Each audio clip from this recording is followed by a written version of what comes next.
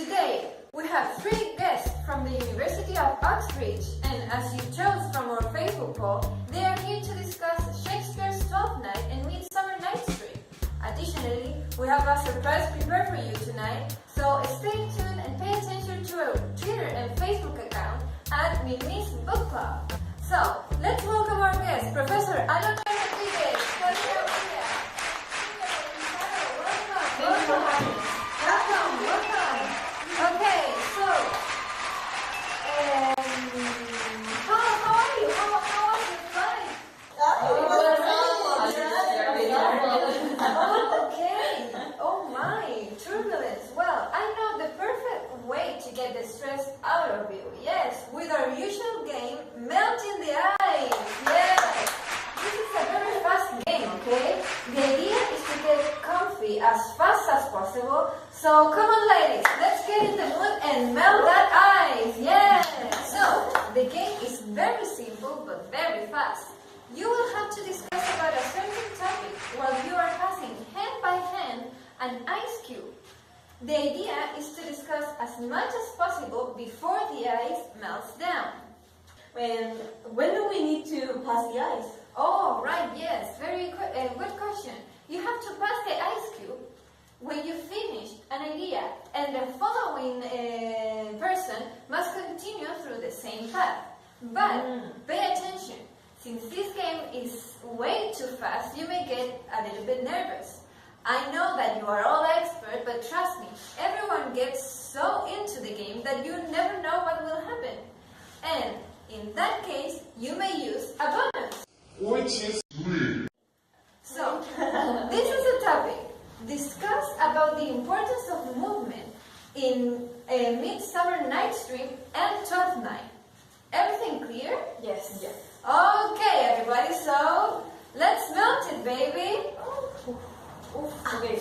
So one of the reasons of why geographical displacement is so important in Midsummer Night's Dream and Twelfth Night is because it demonstrates how identity and the perceptions and constructions around identity were changing from the Middle Ages to the Renaissance.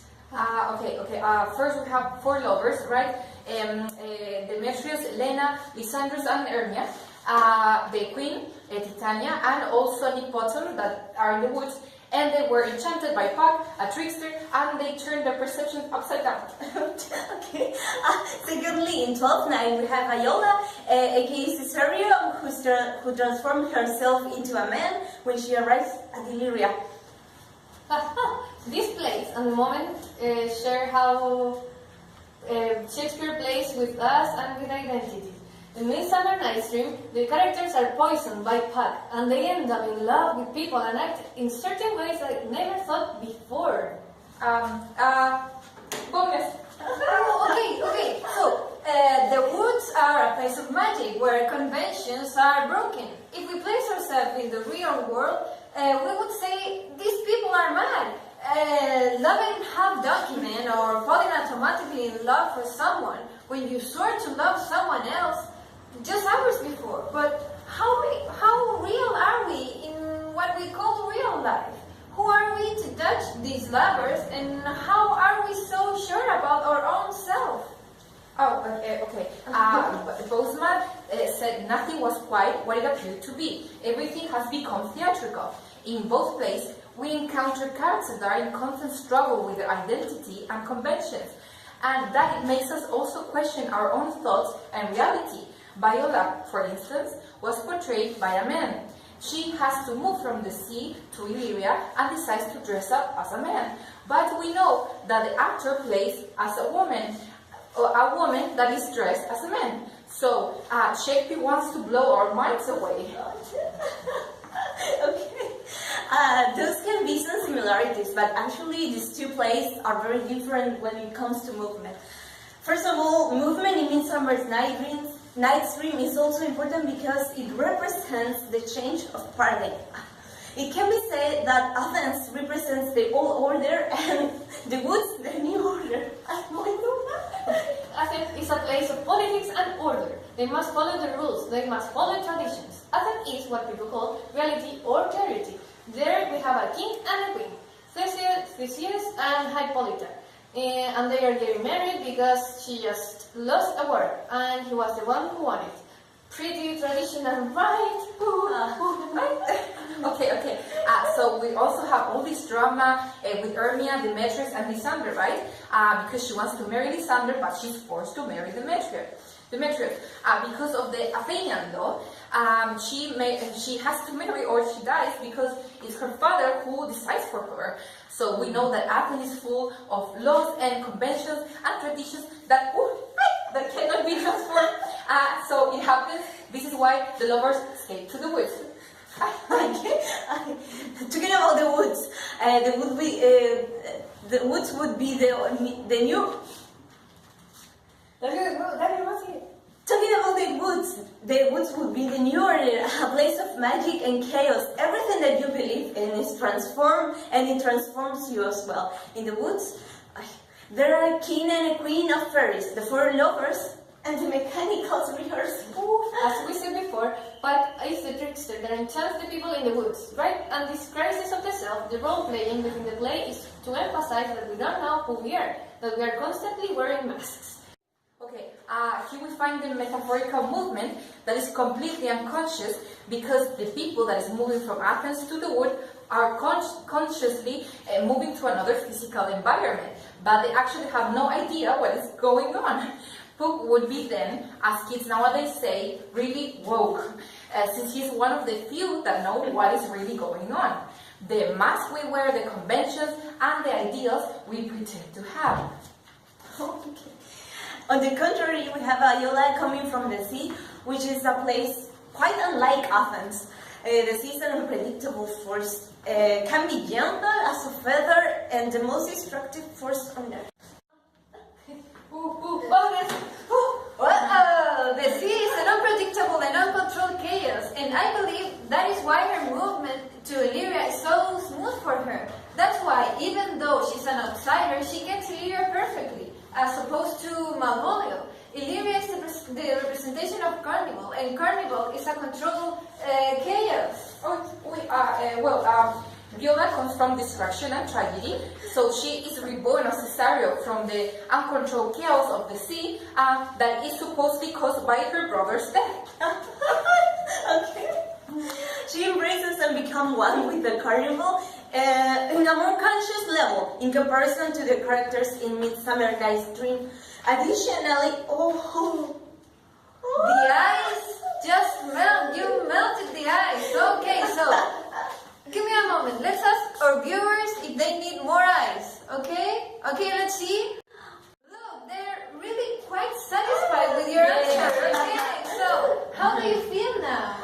Much more relaxed. Much more relaxed. Yes. So, great, yes. So, that's what the idea. We're taking now our first break of the show. So, stay tuned for more Shakespeare, more sections, and more surprises. Yay! Now it's time for another section of the show, which is called Wisey or Tricky. The idea of this part of the show is that I will ask you about two crucial characters of the two plays mentioned before. We have Festi from 12th Night and Pat from Midsummer Night's Dream.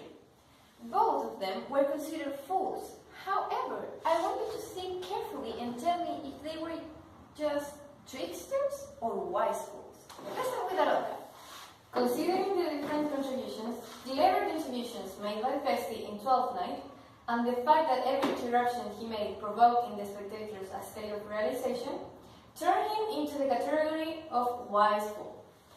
Festi speaks the truth with a witty and ironic touch. As he is the fool and a common character of carnivals, he is often associated with music, and in the play, he sings different songs to certain characters. Thad Logan mentions in his article, 12th Night, The Limits of Festivity, that Freud has taught us that cruelty is the genesis of practical jokes, and he might be right. We could say that the audience can find Festi funny because most of the times he is direct and cruel to the other characters. One example could be the part where Festi pretends to be Sir Topaz and goes to talk to Malvolio at the institution where he is for his madness. Don't you think it would be interesting if you could enact this example? No, I didn't. Well, we were prepared for this type of situations. Oh, we have the screens here. Also, well, please be my guest. Okay, Here you are. And the stage is yours. Could you help us with Sir Toby? Yeah, sure. Okay. What ho, I say, peace in this prison. The knife counterfeits well, a good knife. Who calls there? Sir Topas the curate, who comes to visit Malvolio the lunatic. Sir Topas, good Sir Topas, go to my lady. Out, hyperbolical friend, how vexest thou this man? Talkest thou nothing but ladies? Well said, Master Parson. Sir Topas, never was man thus wrong.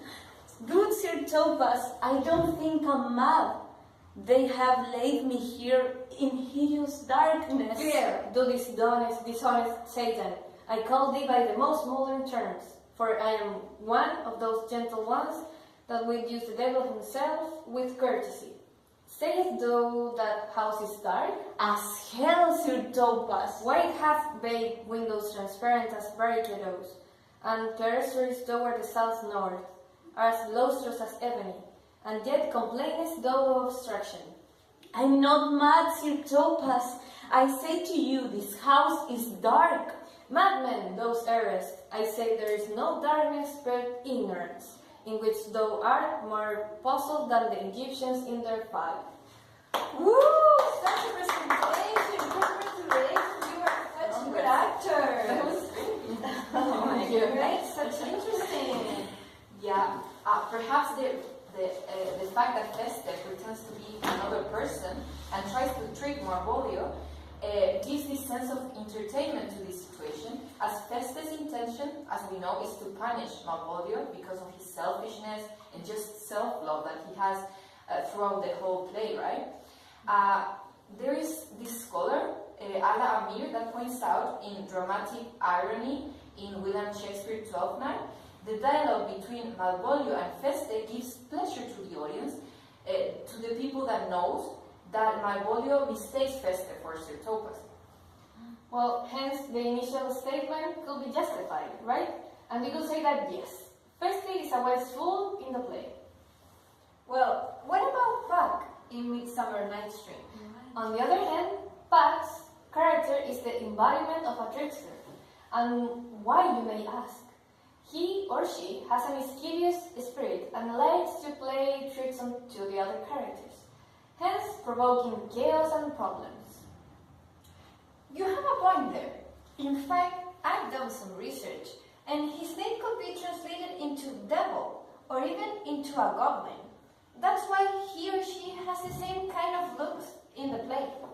Well, that's interesting. Anna Bordas, in her article, The Role of Puck in Midsummer's Night's Dream, states that Puck sees himself or herself as a naughty master that plays with mortals, like puppets, right?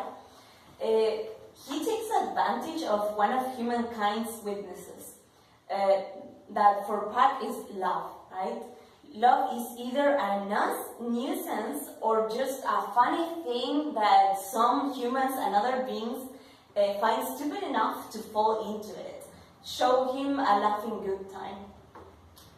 Right, and maybe you could think that as he or she is a trickster, a character who only does tricks on people, he could be dispensable for the play. However, he or she might be the most important character in the play, because without his or her troublesome actions, the play would be plain and senseless. Yeah. Oh my God, such interesting thoughts. Okay, alright. We will be back in a minute with more Shakespeare. And beware, our surprise is coming, so stay tuned. Welcome back everybody. It's time for a new segment of the show called A Cuppa with Shakespeare. Each week we will be discussing a different concept that is voted by you in our weekly Facebook poll. Today's concept is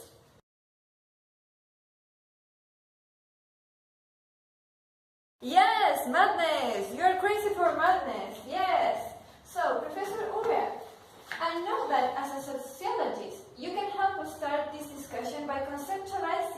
the concept of madness. Right, indeed, the great French thinker Michel Foucault wrote about this theme in a book.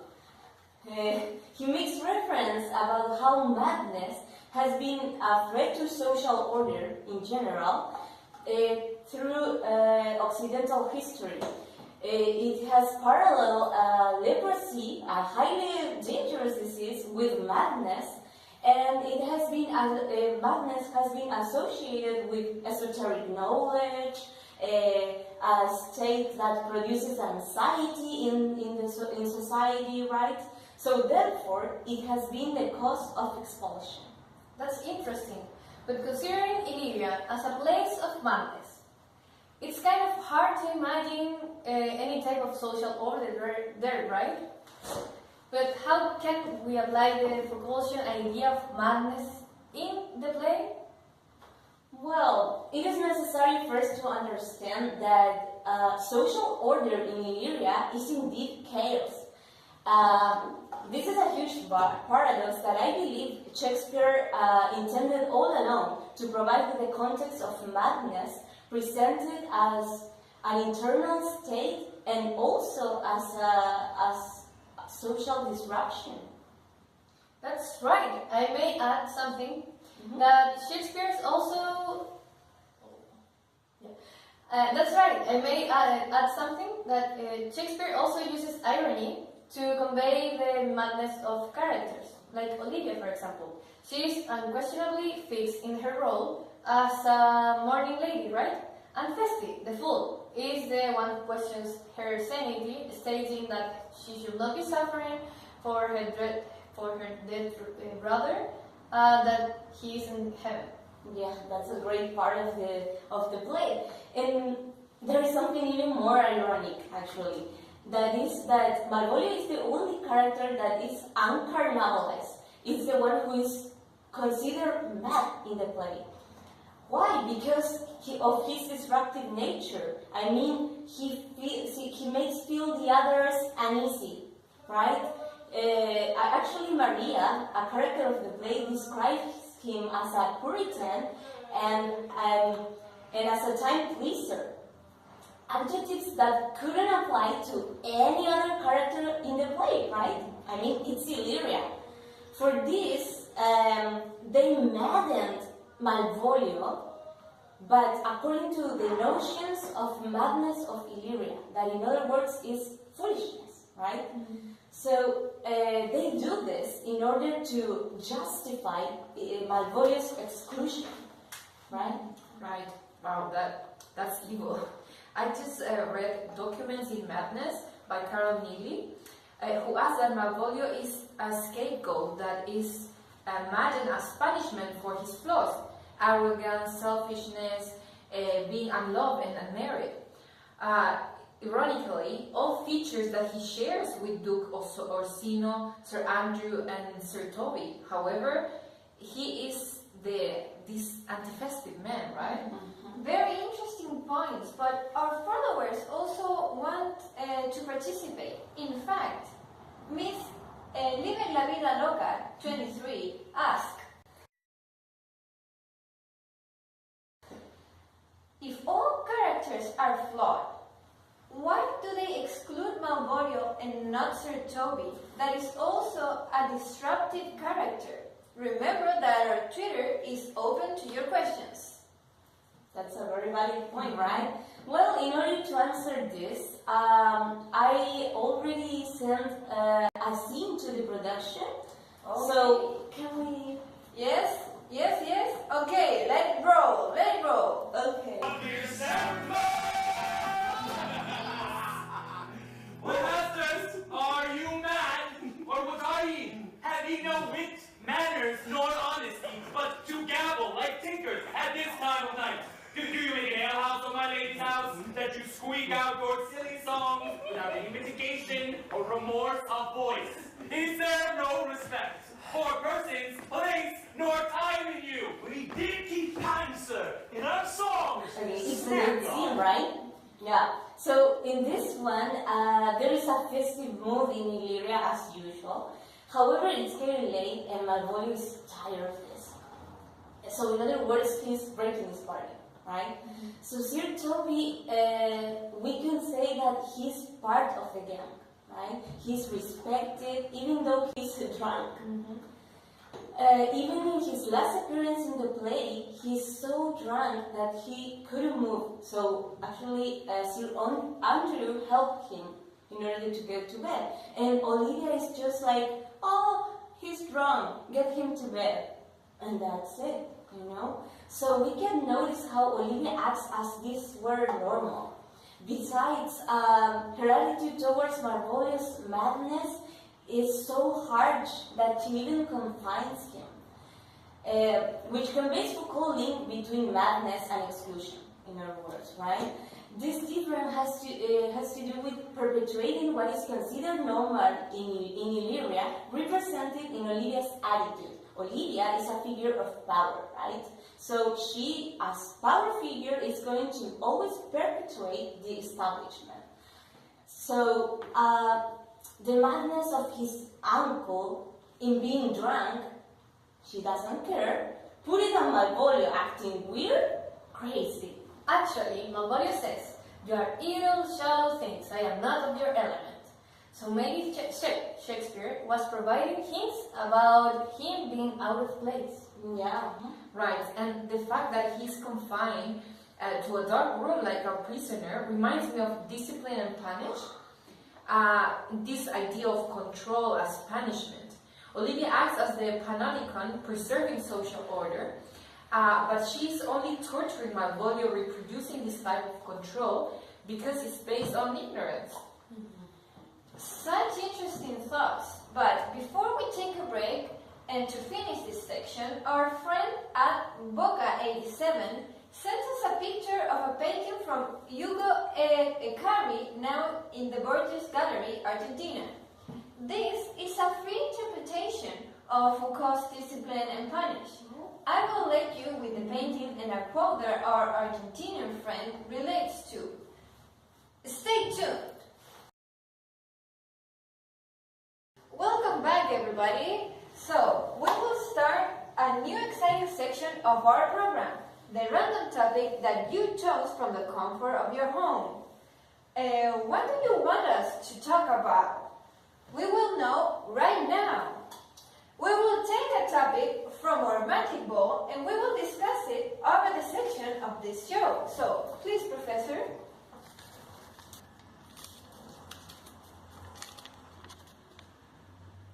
Okay, the topic is feminism. Feminism! Wonderful, pretty relevant topic to the social changes taking place all over the world nowadays, especially for our generation. Where would you like to start? Well, for me, there's not many positive things to say if we consider that Shakespeare plays don't even include female actresses. I mean, I think we couldn't say that Shakespeare was exactly a feminist because, you know how women are portrayed. They couldn't even act themselves. Forbidden by law. How awful, right? Men were playing the feminine roles, and even then, there were 7 times more male characters than women. Rosalind in As You Like It is the only woman from all Shakespeare plays who had more lines than the main protagonists. Shakespeare's time was a men's world time. Definitely not a good time to be a woman back then. Yeah, I mean, okay, well, definitely it was humiliating for today's standards, let's say.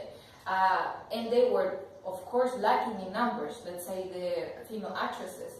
But I think that the female characters that Shakespeare portrayed in the plays were unimportant characters.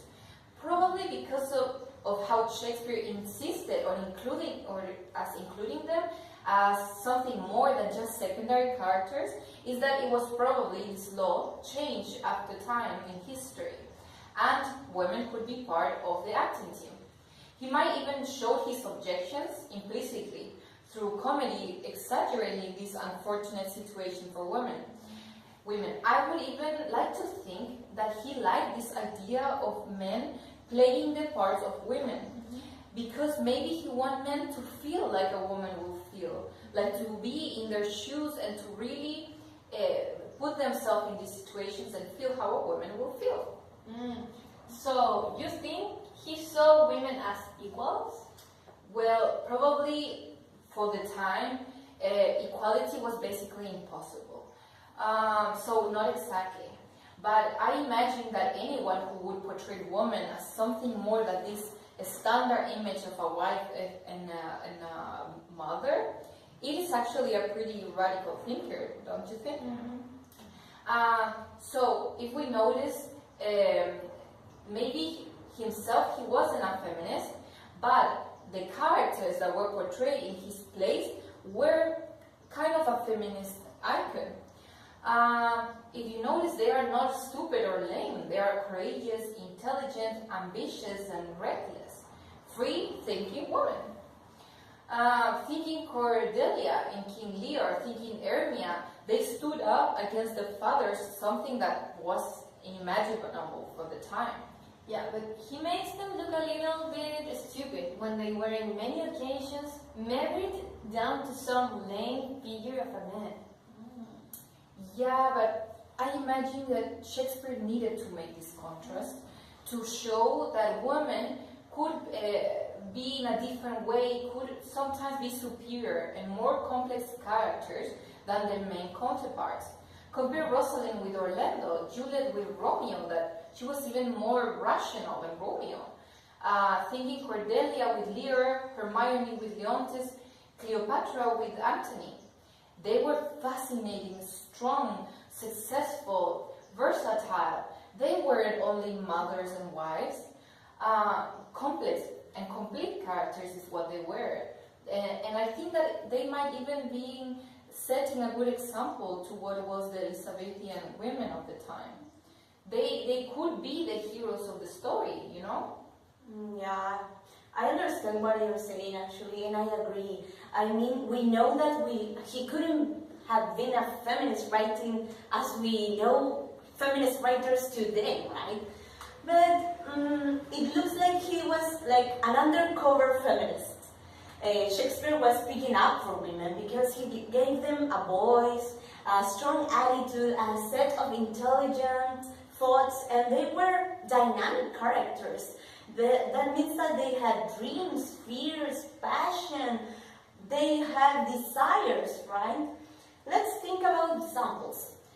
We can see that Viola is honest and clever. When her ship wrecked, she wasn't as afraid. She was fearless, and she was joyful as her personality was. I have to think in Othello. For instance, Desdemona is the total opposite to the masculine anger and jealousy. She is so trustful and kind that she even pays with her own life. And Cleopatra, an extraordinary and intelligent woman, an expert politician. I think there are many examples. Yeah, that might be true. But I remember that I found in Much Ado About Nothing, I found something funny in it because mainly Beatrice, the character of Beatrice, she was quite different to the obedient Elizabethan type of women. Yet Queen Titania, she was also strong and powerful, and she was fighting in the front with Oberon. Yeah, and Portia in The Merchant of Venice, she saved the goddess. She was the hero. She, being clever and mischievous, she wasn't scared of powerful men. Yeah, but Portia was still the obedient type of women. I would say that she still conformed to the system. She was this beautiful and the perfect woman that was conceived as the model for the time. I mean, she still married at the end. Yeah, but I think she would still keep her independence and her strength. That's what would make her admirable, don't you think? Remember in the later scene of the courtroom where Portia declares her equality to Bassanio when she demands to see a letter. I am half yourself. I must freely have the half of anything that the same paper brings to you. So, when she offers to pay off Antonio's debt, when she dresses like a man, I mean, for the time that was something super taboo. because back then people thought that when you dress like a man, you actually literally acquire these more masculine characteristics. So I think Shakespeare was actually trying through Portia to make fun of these traditional gender roles. That's right. Virginia Bateman, as we were discussing some episodes ago, through one of her most famous essays, William Shakespeare, 16th century feminist, describes it very well. Shakespeare chose to write about revolutionary women. He disguised these ideas in comedy, not only for entertainment's sake, but because everything he wrote was censored by the government. Feminist views weren't allowed, as women were supposed to step out of line in the Renaissance culture, because it was believed to threaten the stability of the state, similar to the characters we have mentioned. The playwright himself was working to reform the system from within. By writing these plays, Shakespeare took the risk of expressing feminist views in the 16th century. Thank you very much. We'll be right back for the last section of the show and with a complete surprise. Stay tuned. Welcome back everybody to the last section of the show. But wait, why are we like this? What happened? This was part of the surprise we made for you with the help of our favorite director, Quentin Tarantino. But why are we like this? Well, because now is the moment for the Twitter challenge. Yeah, so at JuanipenRy12 posted, "Oh my, ethics in Hamlet, that's a bit of a challenge, isn't it?" Well, I just remembered something. Catherine Bell's in 1979 said, "Hamlet's ethics are subtle because he sees the ambiguity of his position and is anxious to know which course is nobler, that he is the hero of the play." Well, during the play, Hamlet is bound to make difficult decisions because of his ethical questioning. And we can see this from the first soliloquy. Hamlet is conflicted that Hamlet is conflicted about her mother's decisions, Queen Gertrude. Additionally, Hamlet is conflicted because in order to avenge his father, he has to become what he hates the most, Claudius. The ghost asked Hamlet to kill the now King Claudius because according to the ghost, Claudius was the murderer of Hamlet's father. And here is a conflict because Hamlet realizes that he has to commit the exact same crime that Claudius is accused of, leaving Hamlet in a complex position. So, Professor Urrea, I am sure you want to contribute. Yes, thank you. As you were saying, there are many ethical dilemmas present in this play. I personally believe that these range from utilitarianism, which is always about the right action, leads to most happiness of greater number of people. This is illustrated in the end of the first soliloquy. It is not, nor it cannot come to good, but break my heart, for I must hold my tongue.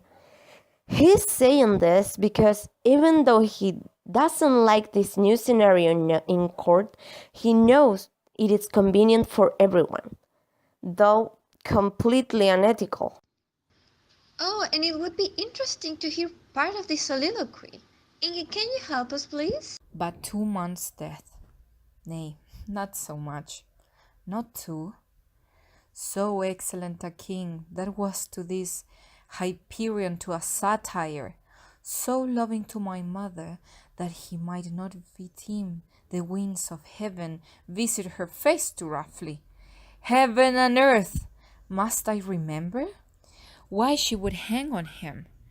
She followed my poor father's body like Niobe, all tears. Why she? Even she?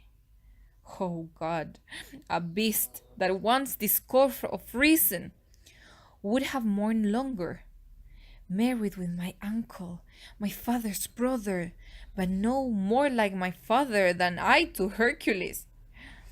Within a month, she married. Oh, most wicked speed, to post with such dexterity to incestuous cheats. It is not nor it cannot come to good, but break my heart, for I must hold my tongue. In this monologue in particular, there is a trace of prescriptive ethics. Queen Gertrude didn't follow ethical customs of a married woman who just lost her husband, especially if that husband was the king. It was even more unethical to marry her brother-in-law. Hamlet considered this as an offense of the memory of his father, since she was disregarding the past.